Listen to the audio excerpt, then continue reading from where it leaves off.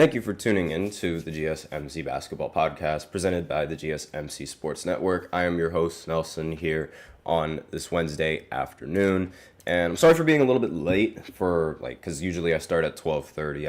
I got held up in a meeting again, and we were talking about football. We were discussing power rankings. And if you really want to tune into those football takes that we talk about in the meetings, I believe there are several other podcasts that we do that are also going to be uncovering their own power rankings, uncovering their own little lists of what's going on in the NFL.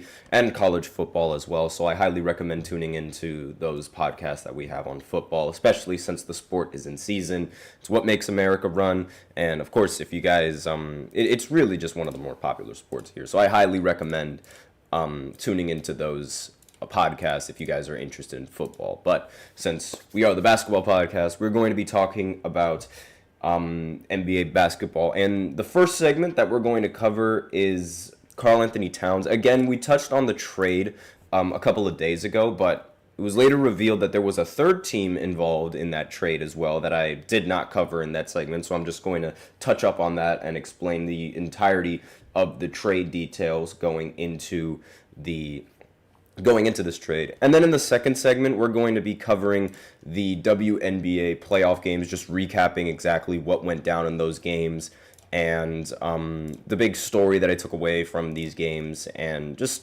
the score and how the series is shaping, all of that. Then in the third segment, we are going to be talking about LeBron James and his expectations for this upcoming season with the Lakers and with JJ Redick as the new coach. And then in the fourth segment, we're still going to be talking about the Lakers, but this time JJ Redick sort of addressed a big problem that the Lakers have, which I will go ahead and cover in the fourth segment. And finally, we also have a special fifth segment at the end of the fourth segment, so be sure to stay tuned for that and to figure out exactly what that fifth segment is. Before I begin, however, I do like to remind everybody that we love to hear what you guys have to say during the show, whether you guys have a hot take, a burning question, something you've been dying to share, we're all ears. And if you really want your comment or question to get noticed, then I recommend using Super Chat. You just click on the $ below the chat box, and it allows you to send in your comments and or donations that way. Really helps the show, and if Super Chat isn't really your thing, that's totally fine. You can always use the link displayed below the ticker on every show segment. That's gsmcpodcast.net, and you can send in your comments and or donations that way. Either or really helps the show. Doesn't matter which one you do. And with that out of the way, let's go right ahead and get into this first segment, which is covering the Karl-Anthony Towns trade. Now, as I said previously in the last segment, the two teams involved in the trade were obviously the Knicks and the Timberwolves. However, there was a third team involved, and I'm just going to go ahead and give the entirety of the trade details. So the Knicks, the third team that was involved, it was Charlotte. The Charlotte Hornets ended up acquiring a couple of picks and a couple of players from the Knicks in this exchange. So in order to complete this big trade, the Knicks and the Timberwolves had to get a third team, which was Charlotte, to sort of absorb some players into their cap space and allow the salaries to match. And we're seeing a lot more three-team trades going around, and we're seeing a lot more sort of balanced trades to try and avoid that second apron or even that first apron with the luxury tax. And I do have a video explaining the second apron and the first apron for any of you guys who are curious about that. I do have that on our playlist, so you can go ahead and find that video if you guys are interested or have no idea how the second apron or the first apron work in the NBA. But essentially, if you go above the if you go above the salary cap for the season, that would be the first apron. Depending on how much you go up by, it depends how much tax you have to pay, which really a lot of owners don't want to do, because not only are they going to have to pay the team, they're also going to have to pay a huge extra amount of sum for going above the second apron, and more so going into the first apron, and then the second apron you have to pay way more. So it's like first apron is, some people find it tolerable. Second apron is where it's really, really bad. And that's basically just a sum up. Again, I have a whole video explaining that. So as a result of this trade, who are the players that the Hornets absorbed into their cap space? Well, the Hornets agreed to take 3 Knicks players, those 3 Knicks players being Charlie Brown Jr., Daquan Jeffries, and DeJuan Washington Jr., alongside 2 second-round picks from New York and 1 from Minnesota. So the entirety of the trade details, like the whole team, like the whole 3-team trade, Karl-Anthony Towns gets sent to the Knicks. Then the Knicks send DiVincenzo, Julius Randle, and a first-round pick over to the Timberwolves. And then the Charlotte Hornets end up receiving the Charlie Brown Jr., Daquan Jeffries, DeJuan Washington, as well as 2 second-round picks and 1 from Minnesota. And that's the entirety of the trade details, according to The Athletic. So as part of the deal, Knicks reportedly acquired the rights to James Njani from the Hornets as well in that exchange. And he is a center from Nigeria, and he was the 31st overall pick in the 2023 NBA draft. And he has been playing overseas recently, underwent back surgery, and is unlikely to play in the NBA this season. So essentially, the Knicks ended up getting nothing in that exchange. But again, it could end up being really good for them, because they do have a problem at the center right now, currently, because Mitchell Robinson is still injured, and it's most likely that he's not going to return until a few weeks. Nostalgic Nick is in the chat. Knicks, yep, I don't know. Speaking of, since you are here in the chat, how do you feel about this trade? Do you think you ended up winning the trade? Would you have rather had Randle on the team, or do you think Karl-Anthony Towns is a great fit for this Knicks roster? I'm sure you are bitter about DiVincenzo needing to get involved in that trade and going up. And Nostalgic Nick is in the chat responding, saying we needed to give up $80 million. And yeah, that is what you sort of need to sort of avoid that second apron and avoid that luxury tax. So I guess it's like it's something that how should I say this? You don't want to do it because it hurts you personally, but you know it needs to be done. That's sort of how this trade sort of feels like. It's from Knicks fans at least. Now, in the Timberwolves' perspective, I'm still sort of curious how Julius Randle is going to really fit in that system along with Anthony Edwards. I think DiVincenzo is going to be a very solid 3-point shooter for the Timberwolves. And Nostalgic Nick's responding in the chat, we traded Dante at his highest value. Yeah, that is very true. However, the question is Karl-Anthony Towns really worth all of this? That's my question around this sort of trade, because it is a very hefty trade for someone that isn't really that popular of a center. And I feel like the Knicks would have been title contenders anyway without Karl-Anthony Towns, but this does sort of match up pretty well against the Boston Celtics, which is sort of, I'm assuming that's sort of what they're going for here with this trade, to try and space the floor out just as well as the Boston Celtics are able to space the floor out, while still having good defensive matchups against the Celtics, because, let's face it, that team has a very, very dangerous starting five. Anyone can go off in that starting five. And the Knicks, they sent Julius Randle and DiVincenzo on the lottery picks for that trade, and this is basically like the entire trade for the entire finalized trade. And it doesn't really seem like many people are. I don't know if people are scared of the Knicks, like with Karl-Anthony Towns. They weren't really. I wouldn't say they were overly scared of them when they had Randle, but I don't really think adding how should I say? I don't really think adding Karl-Anthony Towns makes them that much scarier, if that makes sense, compared to when they had Randle and DiVincenzo. I'm not entirely sure how this trade is going to work, but this is sort of going to be one of those trades similar to, ironically, Minnesota's trade acquiring Rudy Gobert. This is going to be seen as like a really big, risky trade that we won't have the full details of whether or not it's good or bad until we actually see it put into practice, until we see how the rotations work, and until we see like how Karl-Anthony Towns actually fits in this entirety, in this Knicks offense. Now, I don't know if he's going to try and take on a little bit of a lesser role, considering like the talent that they do have. Jalen Brunson is a phenomenal player, as well as having Mikal Bridges, who can also be a phenomenal offensive player as well. I'm sort of curious to see how Karl-Anthony Towns is going to mesh with that piece. Not to mention the fact that Karl-Anthony Towns, per 100 possessions, at least on the Timberwolves, wasn't all that good defensively. And again, this I said this before in the previous podcast. You're trading a not really good playoff performer again for another not really good playoff performer. So it's like it's really difficult. And yes, it is pick and pop all day, as Nostalgic Nick says in the chat. However, you got to make those threes as well. And like, you know, Karl-Anthony Towns, he is the best big man 3-point shooter. I'm not knocking any sort of disrespect like that. However, in the playoffs, that 3-point shooting and that shooting in general sort of just, for lack of a better term, falls off a cliff. Especially in the last series, where it was like, in the last playoff series that they played against the Dallas Mavericks, it was very, very underwhelming coming from both Anthony Edwards and Karl-Anthony Towns.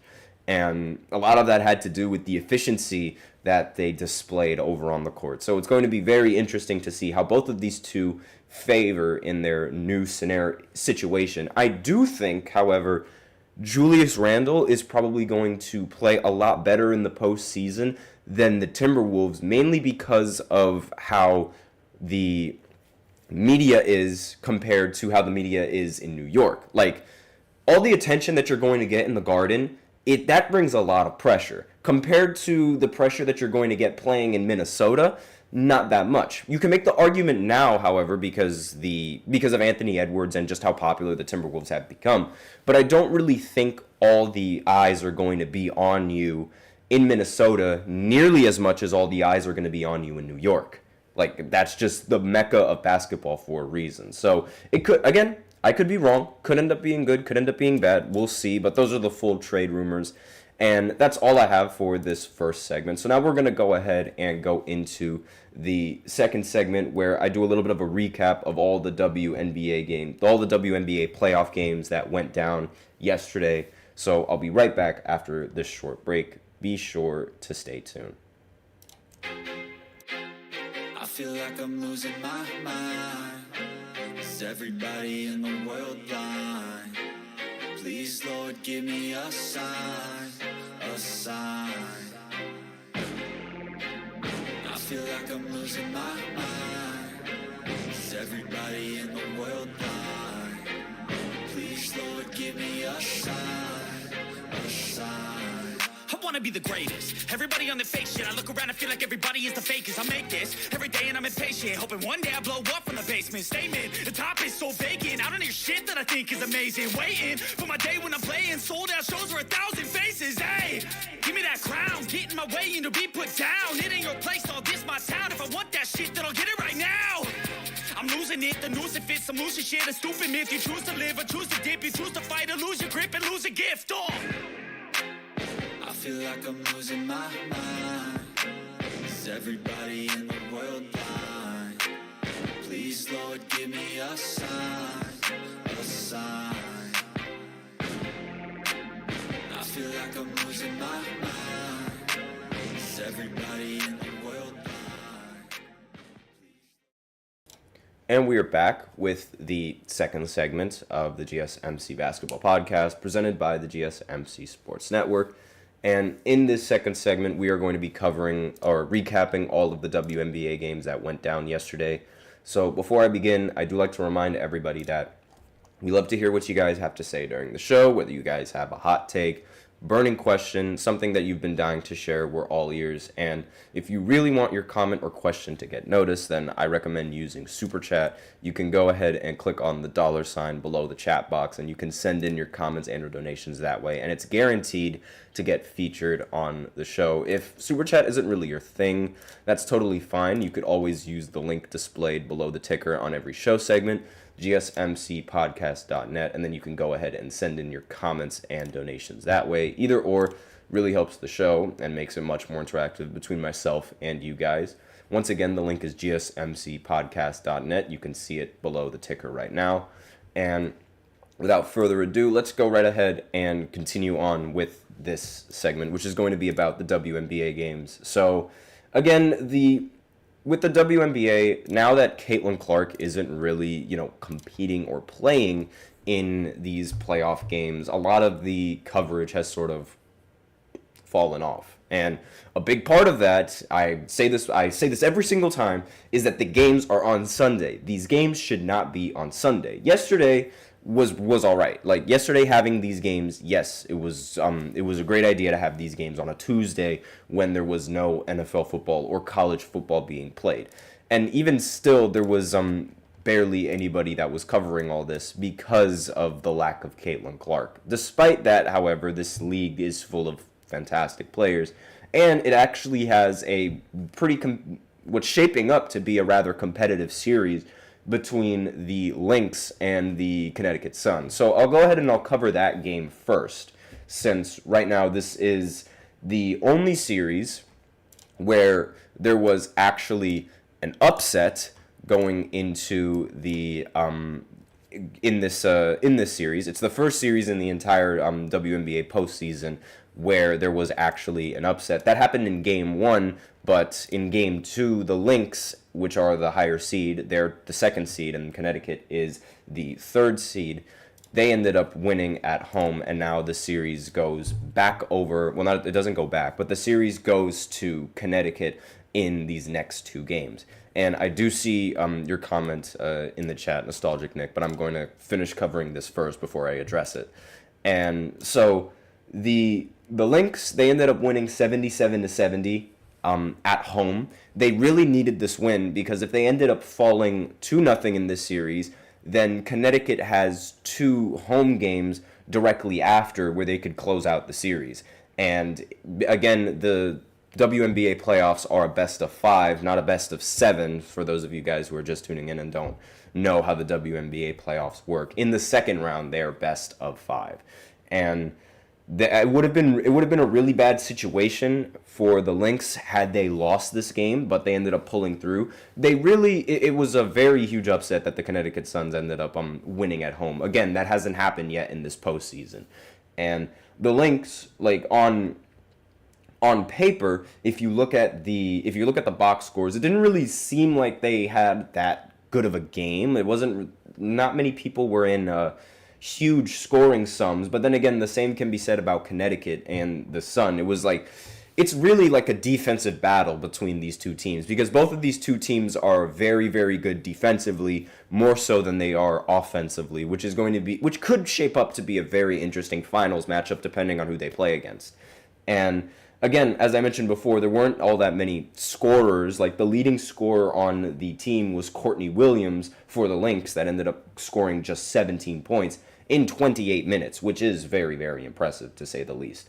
And while it doesn't really look like any individual players were outstanding in this game, the team overall shot very good from three. They ended up shooting 42% from three, 45% from the field, which is pretty decent, but you would want a better performance coming in from a lot of these players, especially Nafisa Collier, who ended up forgive me if I messed up that last name, who ended up going 3 for 14 from the field and only ended with 9 points despite playing every single minute of this game. And again, that's not good if you are Minnesota, but at the end of the day, they ended up coming out with a win. Win by a mile, win by an inch, a win is a win. And on the Connecticut Sun side, Alyssa Thomas ended up scoring the most points. She ended the game with 18 points and 10 rebounds in 40 minutes played. Now, the big difference between the Sun and the Lynx in this matchup was the efficiency. The Sun ended up shooting 36% from the field and 25% from three. They ended up going 5 for 20 from three. And if you're going 5 for 20 from three, you're not going to win any playoff series. It's just that simple. They're really a very inconsistent three-point shooting team. And when you take that many threes, you have to make, if they would have made just 3 more three-pointers, then they would have ended up winning the game. And even then, that's not really that efficient, going 8 for 20 from the three-point line. And now the series is going to be played. They're going to have 2 home games. It's starting to shape up that Connecticut could actually start make the upset and like make the upset possible and advance into the finals. Now, if the finals is going to be consistent of the Liberty and Connecticut, that is going to be a very huge conflict of interest, because if you guys have been tuning into this podcast for a while, I am a huge fan of New York because, you know, I grew up around near that area. However, now I'm staged in Connecticut because that's where I go to college, and this is a local team, and it's a big conflict of interest, but I'm going to stick with my gut and stick with New York, obviously, because, you know, New York, it's a heck of a town. But aside from that, the next matchup speaking of New York, the next matchup was the Liberty going up against the Aces. This game was very, very close. It ended up coming down to the wire, and Sabrina Ionescu, along with Brenna Stewart, ended up answering the call, which is what they struggled in the finals last year. And like that was really the big story, because this is a finals matchup. Like, this is a finals rematch that we're seeing between the Aces and the Liberty. And the big problem with them was that they couldn't close out. It seems like they've learned from their mistakes of being unable to close out games, and now they're looking to sweep going into the next game, which is going to be held in Las Vegas. And if they can close out the series, then they go to the finals. Now, Sabrina, as I mentioned before, she closed out the game for them, helped close out the game for them. She ended the game with 24 points, 9 rebounds, and 5 assists. Fantastic game coming in from Sabrina. Brenna Stewart was a little bit quiet for most of the game, but she made it count in the end, where she hit really clutch free throws when they desperately needed her to. And she ended the game with 15 points, 8 assists, and 7 rebounds, along with 5 for 15 from the field. Again, wasn't that efficient overall, but towards the end of the game is where it really mattered, and that's where she stepped up. And again, it was also like, you know, Sabrina, she hit this really clutch 2-point jump shot that they desperately needed to take the lead as well.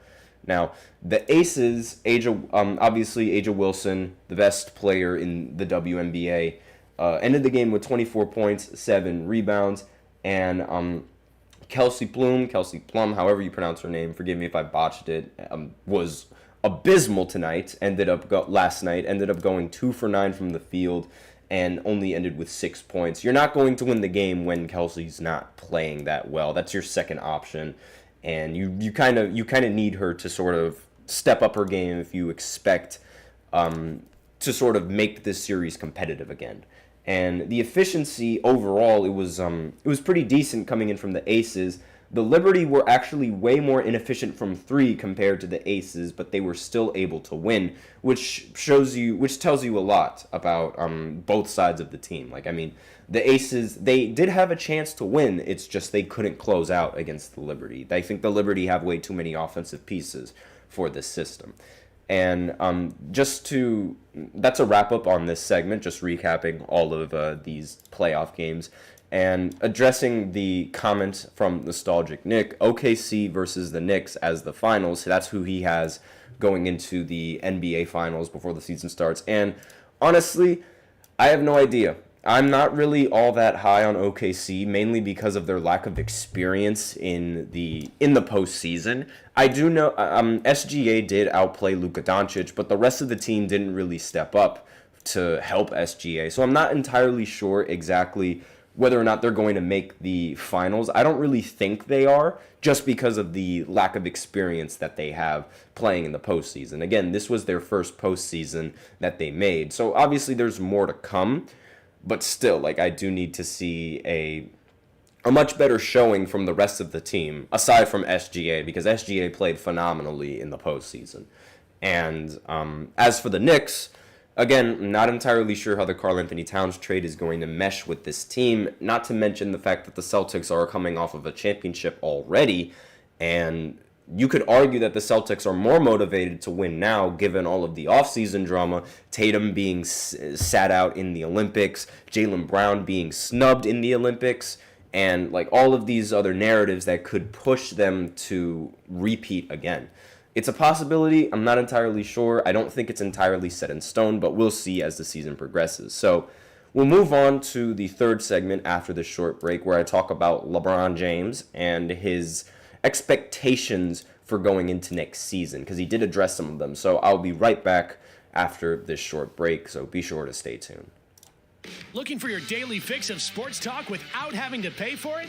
GSMC Sports Network is available on YouTube. Just search GSMC Sports Network. Get your fix of daily sports talk shows on YouTube, absolutely free. NFL, college football, NBA, MLB, MMA, UFC, fantasy football, and so much more. GSMC Sports Network has shows running all day long, with new sports shows starting every 2 hours. Just like on your favorite cable sports channel, except GSMC Sports Network is absolutely free. Just search GSMC Sports Network on YouTube to catch one of your new favorite shows, like the GSMC College Football Podcast, Chip Shot Football Podcast, Hoops and Heels Women's Sports Podcast, GSMC Basketball Podcast, and so many more.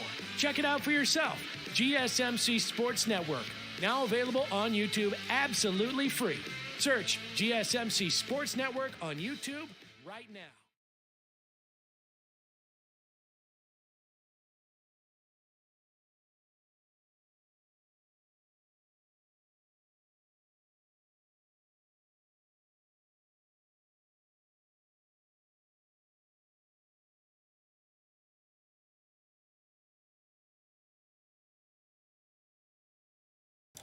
And we are back with the third segment of the GSMC Basketball Podcast presented by the GSMC Sports Network. And in this third segment, we are going to be talking about the Lakers, more specifically LeBron James and his expectations going into next season. Now, whoops, wrong picture. There we go. So, as you guys know, LeBron James and the Lakers, they haven't really been all that in the previous season. Since winning the title, there was sort of an expectation that they would be more competitive as the years progressed, but it's sort of been the opposite. Now it's a really big question on whether or not they're even going to make the playoffs, if they're even going to make the play-in, and sort of where they stand. They still sort of have no idea, and the expectations on this team is going to be very high, especially when you have somebody like LeBron James on your team. However, LeBron isn't really sold on the expectations. And what I mean by that, so LeBron James, at least according to this article on Bleacher Report, says that he feels it's unfair to put any expectations on the team as it begins a new year under a new coach, which is a little bit concerning in my opinion, because I feel like if you're a team that has a prime LeBron, yes, LeBron is still in his prime. It doesn't matter what any of you guys think. LeBron is still playing the best basketball that he's played. He's even said that ever since the Olympics, he feels like there's more in the tank. And even after the Olympics, if you really think that he's still not in his prime, there might be something wrong. In my opinion, again, like that's my opinion. But based off of how he played in those Olympics, how he performed in the clutch, how he answered the call when everyone on the team asked him to answer that call, he was him. And he's proven that he has a lot left in the tank. So if you're not a contending team, or if you're not aspiring to be a contending team with a prime LeBron, you are failing LeBron and the rest of the season. And the fact that LeBron himself doesn't have any expectations, I think it's some really, really bad news for the Lakers. He continues going on saying, I don't have any expectations, and that's unfair to put any expectations on us right now. The only thing that we can count on each other is how we come to practice and come to work every day. Again, this is very, very concerning, because if you are, I understand where LeBron is coming from, going into a new coach that has zero NBA coaching experience, zero coaching experience altogether, like professional coaching experience.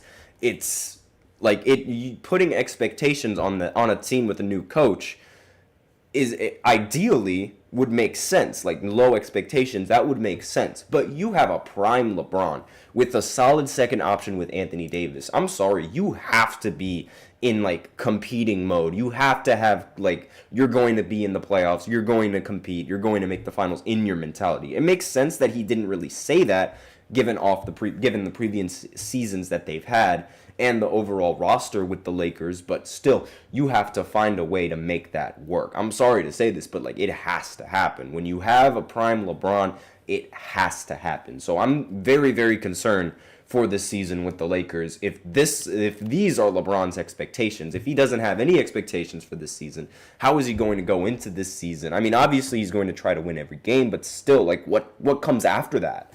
You know? I mean, let me know in the comments what you guys think. I mean, if you guys have any expectations for the Lakers, because quite frankly, I feel like this Lakers team, like, while it did not change at all over the offseason, the new coaching could end up bringing a new spark to this team. Again, they still have a prime LeBron. So if you have a prime LeBron, I think anything is possible. I mean, there have been several times where I was concerned on whether or not LeBron would actually win this series or win that series or even make it to the finals. And time after time after time, I had been proven wrong. So I never really bet against LeBron, especially when it comes to the postseason, considering how he has the most experience out of anyone in the entire NBA in the postseason. The problem is his teammates. And still, he's proven that he can carry the load. Granted, it might not be easy now, considering, age, but he does say he has a lot left in the tank, so we have no idea. And the article continues. Now, the Lakers need to worry about themselves and figuring out who they want to be, as Redick gathered the team for dinner in Beverly Hills that in essence served to lay the groundwork for the season. And per Max Christie, per Mick, let me see how to pronounce this name, Mick McNanum, forgive me if I completely messed up that last name, it was kind of a first time that we all really got together as a team in one setting. That's what the Lakers guard Max Christie said, according to Mick McNanum. Forgive me if I messed up that last name. JJ and the staff had a big presentation for us about kind of like team values, ground rules, so we can kind of wrap everybody around an identity that we want to have a team, so we're one coherent unit. And teams and players have more than enough to be concerned about internally and don't necessarily need to worry about outside noise, which is what they're going to face a lot since they are Los Angeles and they are the Lakers. And in regards to the James, in regards to the quote from LeBron, Mick McNanum, forgive me if I mess up that last name again, put some more context on it, saying LeBron did his best to shield his team from any premature pressures that could come with optimism surrounding Redick's addition. After all, it stands to reason that with how effective James and Anthony Davis looked at the Olympics, the Lakers returning a core roster that made it to the conference finals 2 seasons ago and adding a new coach, they could be considered contenders, but that label could only magnify any early season growing pains the team could experience. So what he's trying to say is essentially that LeBron said this to try and minimize the expectations from the Lakers, and if you don't have that many eyes on you, then there's less pressure on a lot of the players to perform. So if this is what LeBron was going for, then sure, like, I can agree with this quote and I can agree with why he said that. But if there is genuinely no expectations for this Lakers team coming from your best player, I think that just spells bad news. And it's not like obviously the Lakers are not perfect with LeBron. I mean, they have several problems with the roster that I'm going to address in the next segment. But again, it all falls down to, at least in my opinion, it all falls down to just how far LeBron can take you, how far Anthony Davis can take you, and as well as how the team responds with that. Because that's really a big problem, in my opinion, with a lot of these postseason performances. They do get a lot out of LeBron and Anthony Davis, but everyone else is sort of mediocre or less than mediocre. In fact, D'Lo was horrible in the postseason last year, and that was a big reason why the Denver Nuggets ended up coming back in like a lot of the games that felt like the Lakers had it in the bag. But another argument could be said that, I mean, the Nuggets, whenever you put a Lakers jersey in front of them, they just turn into completely different animals. I don't know what it is. Again, if you want me to do a whole segment on Jamal Murray and his shooting efficiency against the Lakers, I can totally do that, because it's so apparent that it's like, I don't know what it is, but you put a Lakers jersey in front of Jamal Murray or Jokic, and they make some of the craziest shots that you will ever see on the planet. And the true shooting percentage from not just Jamal Murray, but the entire team increases by almost 10% when they go up against the Lakers, which is just a ridiculous stat to think about. But again, I can do a whole segment on Jamal Murray and his postseason performance and just how much better he is against the Lakers than compared to every other team. And it's really like, it's a really bad situation that the Lakers find themselves in. And I'm going to continue that on the fourth segment, where JJ Redick had some things to say about the Lakers and the rotation. So I'm going to go ahead and talk a little bit about that after this short break and exactly the big problem that the Lakers might have going into this next season. So stay tuned if you guys are interested.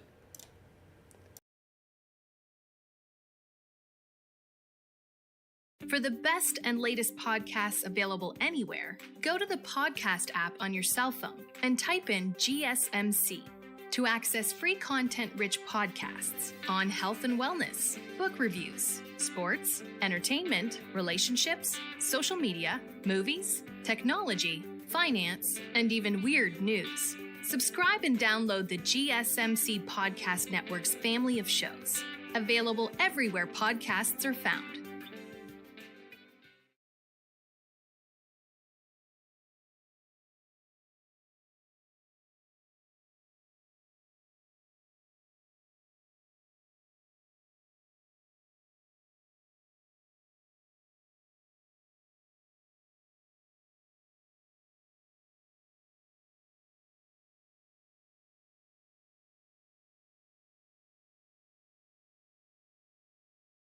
And we are back with the fourth segment of the GSMC Basketball Podcast presented by the GSMC Sports Network.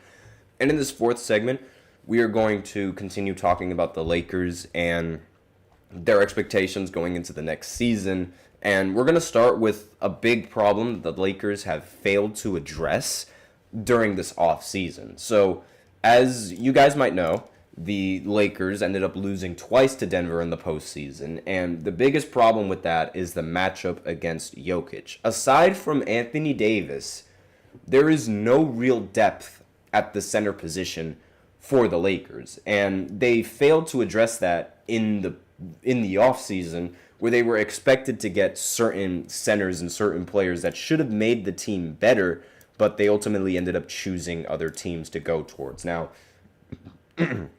you can make the argument, whatever the case might be, whether those teams have a vendetta against the Lakers, whether those players have a vendetta against the Lakers and don't want to team up with LeBron, regardless of what you say, there is a lack of depth in the center position, and that is a very, very big problem, especially since you keep losing to Nikola Jokic in the postseason. And Anthony Davis, yes, he is a very competent defender, but he cannot guard Nikola Jokic all the time. And he cannot stay in the game all the time, focused on offense, while at the same time trying to stop Jokic on defense. It's very, very difficult to stop Jokic given his offensive repertoire and everything that he brings to the table for the Nuggets. And on top of that, the fact that the Lakers don't have really another competent center aside from Anthony Davis is a serious, serious problem. And it's one that the Lakers failed to address in the entirety of the offseason. Christian Wood and Jackson Hayes, they did pick up their player option, but let's face it, none of those guys are going to be able to guard Nikola Jokic. I mean, at least nearly as effectively as you need them to get stops and get consistent stops. That's just not going to happen. And however, and another thing that also needs to be mentioned is that Hayes is going to be is going to miss the start of the season after undergoing knee surgery. So outside of Christian Wood, I messed up the two of them. Excuse me for that. So outside of AD and Jackson Hayes, the only real depth that the Lakers currently have in the front court are two-way players like Christian Colocu and Colin Castleton and Armel Traore. And I'm sure not many people are going to know who those players are. And that's exactly the problem, because you're going to be putting up those guys against Nikola Jokic. I mean, the chances that they stun Nikola Jokic are very, very, very low. Not many people really expected Rudy Gobert, the Defensive Player of the Year, to be able to stun Jokic, but I mean, he was able to do that in the closeout game rather competently, and in a majority of the playoff games in that series. So Jokic did have that one great game in Game 6 where he dropped, I believe it was like over 40 points or something like that. But again, this is like it's a very difficult task. And when the Defensive Player of the Year, if many people don't think that the Defensive Player of the Year is going to be able to guard Jokic, imagine any of the previous guys that I just mentioned trying to guard Jokic. Now, JJ Redick, he acknowledged earlier in the offseason that the Lakers are looking to add a center, but they will now go into the year without having added a center. And when speaking to the press on Wednesday night, Redick did not really seem too concerned due to Anthony Davis's presence, saying, quote, "I think we have not only one of the best players in the world, but one of the most unique players in the world in Anthony Davis, because there are very few people that can do the things he can do at his size in terms of his ball handling, his skill level offensively, and certainly the fact that he's one of the best defensive players in the world." And JJ Redick continued saying, "I would also say, I don't view Nikola Jokic as a traditional center. I think back to the basket, that's just not the modern NBA. I think we have a gift that we have Anthony Davis. It's not a deterrent that we don't have a 7'2", 300-pound player. I'm not sure that is how we want to play anyways." So I do understand the belief in Anthony Davis. However, I wouldn't necessarily bank it entirely on Anthony Davis, and that's mainly because of his history with injuries. I mean, Anthony Davis, it's very, he literally gets made fun of for being made out of glass and being rather fragile going into a lot of these seasons. And who's to say, I don't really like wishing this onto anyone, but it's still a major concern. Who's to say that he's not going to get injured again? And since the Lakers lack depth at the center position, if Anthony Davis goes out, that could be game over for the Lakers. And honestly, really, if either LeBron or Anthony Davis go out, it's game over, especially LeBron. But Anthony Davis, I mean, again, there's not really all that much depth at the center position. So really figuring out or deciding which one is more valuable for the team, I think right now Anthony Davis is going to end up being a little bit more valuable just because of the fact that there is not really all that much depth at the center position. And that's saying a lot because you guys know I'm a LeBron fan, and everyone knows the value that LeBron brings to a team. Immediately when you put him on a team, they should be title favorites. But that's besides the point. So Redick was also asked about his plan for the center position if Davis is forced to miss time through injury, and this is what he had to say. "That's where you have a package for the different lineups," he added. "That goes back to organization. We're not going to ask Jackson Hayes or Christian Wood when he's healthy to play the same way that Anthony Davis does. So we'll manage," is what he's saying. And that's a very interesting way of looking at it because it shows adaptability. And that's one of the things that I somewhat like about JJ Redick as opposed to Darvin Ham, the ability to adapt and knowing what to do in order to adapt. They understand that they aren't going to get the same production from Christian Wood or Jackson Hayes as they do Anthony Davis. But really, it's how you adapt to that situation and how you end up playing in the future going into a game without Anthony Davis. And I'm very interested to see if that does happen, how they would adapt and how JJ Redick would adapt into certain situations. And it's going to be, it seems like a lot of this is going to be experimental. So that could spell good news or that could spell bad news. But given what the Lakers have received from Darvin Ham from previous coaching experiences, I think taking risks and I'm trying to experiment with your rotations and your roster is a really good start for the Lakers. Don't do it too much, however, because the Nets, I remember when they came into several different games with so many different starting lineups trying to get a rotation to work, and it just ultimately didn't end up working. So it's going to be rather interesting to see how the adapting is with this team and how much they're able to adapt and what they're able to do with all of this. Like, it's going to be an experimented year, definitely. Now, Davis is coming off the healthiest season of his career, but also played for Team USA in the Olympics this summer. So the Lakers may be cautious with the big man to start the year. And that means that guys like Hayes and Koloko will need to step up their game behind Anthony Davis or in his absence, which is not really an ideal matchup when you're going up against Jokic and the Nuggets. So as long as Anthony Davis can remain healthy for the majority of the regular season, they should be fine. They should be fine for the postseason. Again, anything can happen. God forbid LeBron goes out, or God forbid anyone else that's rather important. Honestly, God forbid LeBron goes out. Like, seriously. God forbid LeBron goes out for the Lakers, because if he goes out, I think it's over, and there's nothing that they can do. And about the center, like, that they could be interested in acquiring, I'm not entirely sure, because, again, there aren't really that many competent centers like that in remaining in free agency, and if they do have to trade, then that's going to be really tough, considering how I believe they're just below the second apron. So again, it's really, really going to be tough trying to acquire pieces if you are the Lakers. And if the Lakers do look into the trade market, a big name is Jonas Valanciunas, and that is an option for the Lakers, and I do think that could increase their depth at the center position. So They did have an interest in signing with him, but then he ended up choosing the Wizards in free agency. And the two sides could still be in talks of potential trade deals, so we'll have to see how the season goes around. I'm almost certain that the Lakers are going to get buzzed around with trade rumors towards the end of the trade deadline, like they always do. I mean, it's like every single trade deadline, the Lakers are like, oh, we're going to trade for this. Oh, we're going to get DeJounte Murray. Oh, we're going to get Kyrie Irving. Oh, we're going to get this and that and the other, and then it ultimately doesn't happen. So that's really all that I have on this segment and the Lakers' really big problem. The biggest problem is the center position, and I know that's saying a lot because you do have Anthony Davis, but again, the lack of depth could be serious.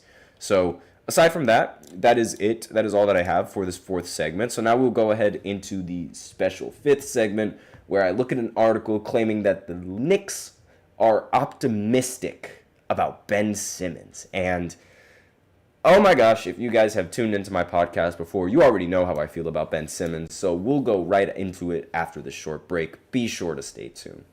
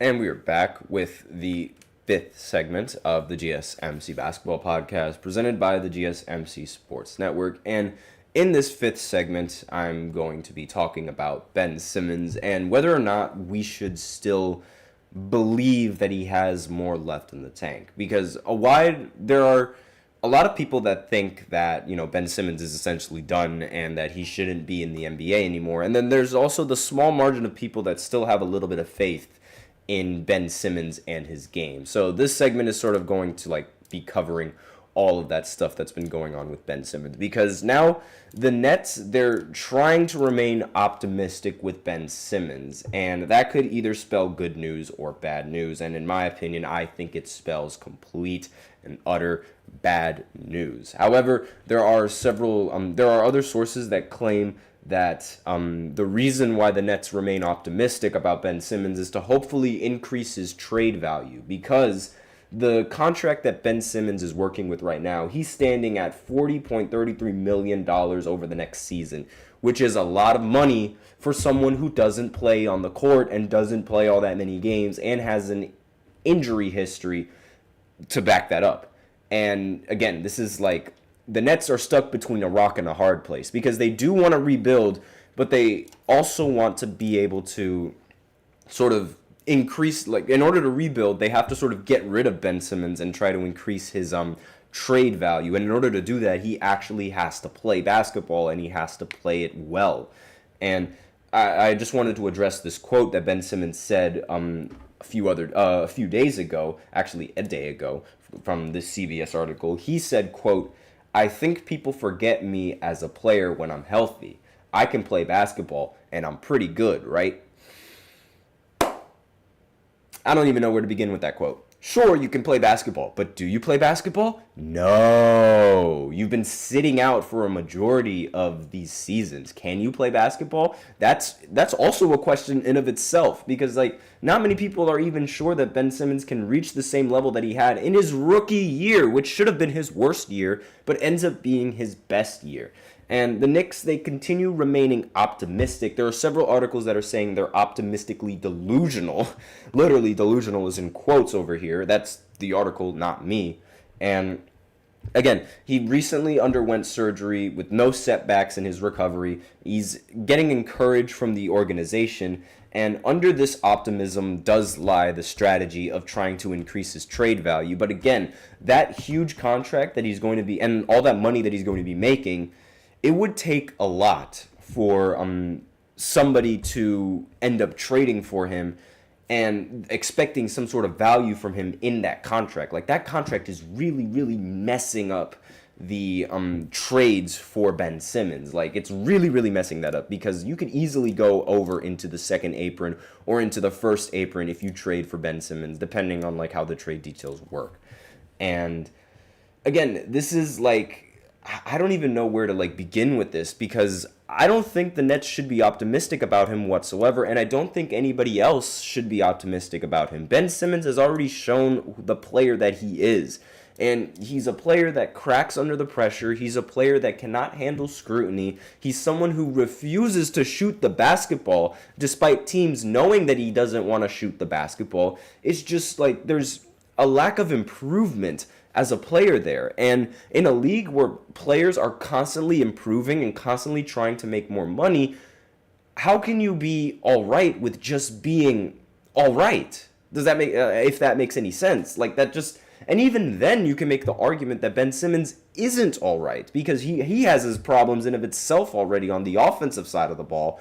Since teams already know that he's afraid of shooting, that takes away a lot of the attention that he's going to draw, not only outside of the arc, that affects his playmaking from outside of the arc as well.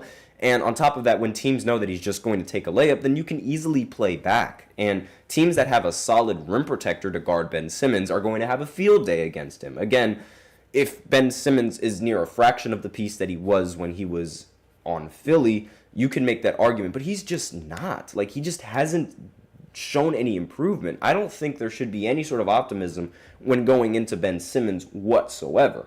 And the article continues, the front office is well aware that no team is going to take Ben Simmons' contract unless he demonstrates a return to form. And his performance needs to rise to the level where teams view him as an asset, not as a liability, which is what he has been for a very long time in his career. And if the Nets can rehabilitate his value, they could potentially package him in a trade deal for draft picks, or pair him with their own draft equity to acquire a pretty solid all-star. Now, in short, the Nets are betting that a successful rehabilitation of Simmons' game could unlock significant opportunities for their future. And betting on Ben Simmons is not ideal. I'm sorry to say this, but my faith on Ben Simmons is incredibly low. Because every single offseason, we have to see how he plays in the gym, oh, Ben Simmons is shooting the ball with his left hand now. He's shooting the ball from deep. This is great. This is going to be a great season for Ben Simmons. We saw that for like 3 off seasons, and still he refuses to shoot three-pointers. And that's a problem, especially now, because teams know that he's passive and he doesn't want to score. Now, during media day, the Nets front office and the coaching staff, and even Simmons himself, struck a positive tone about his readiness for the upcoming season. But really, I don't even think Ben Simmons wants to even play in the next season. I really don't know, like, the situation surrounding Ben Simmons, but it's like, I can't put my trust in this guy. I genuinely cannot.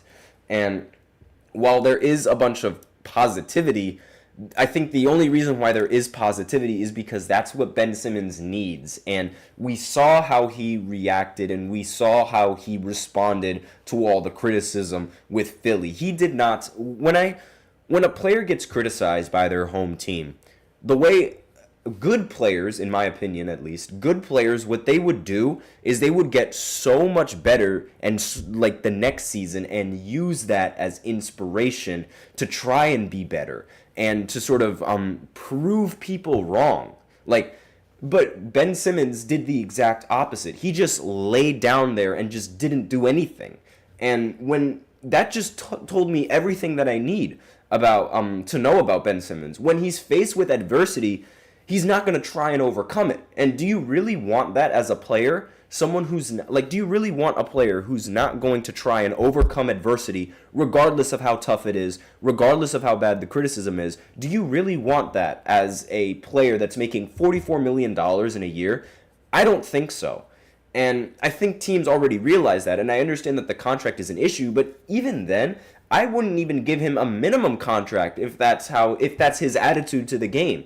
Why would I want a player that doesn't want to face adversity and doesn't want to overcome challenges on my team? That's just a detriment, if anything else. And I cannot go back on it. Let me know in the comments what you guys think, but that's really like my stance on Ben Simmons and just the entire situation going on. I'm not optimistic about Ben Simmons at all. I don't think his trade value is going to increase even in the slightest unless he starts shooting three-pointers. That's really when his trade value is going to skyrocket, when he starts shooting three-pointers and he starts making three-pointers. Because if he doesn't, people are only going to consider him the same player that he was when he left Philly. And that's the gambit. And that's all that I have on this 5th segment, and that's it for the show. Thank you so much for tuning into the GSMC Basketball Podcast, presented by the GSMC Sports Network. Your support means a lot to us, so remember to subscribe to the show, leave a positive review. Really does make a difference. We also invite you to follow us on Facebook, Twitter, TikTok, and Instagram for more content and updates. As usual, we love to hear what you guys have to say during the show, whether you guys have a hot take or a burning question. We are all ears.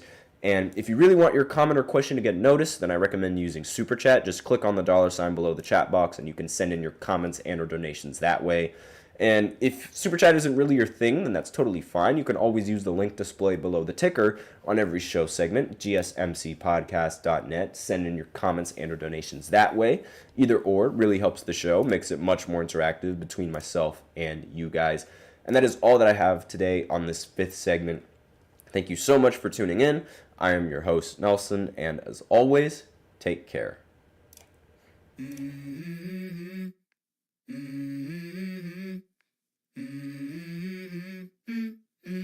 Let's go. I wake up to a little bit of drool on my pillow, feel like it's gonna be a bad day. Yeah, I'm tired of shit, and the coffee ain't hit yet.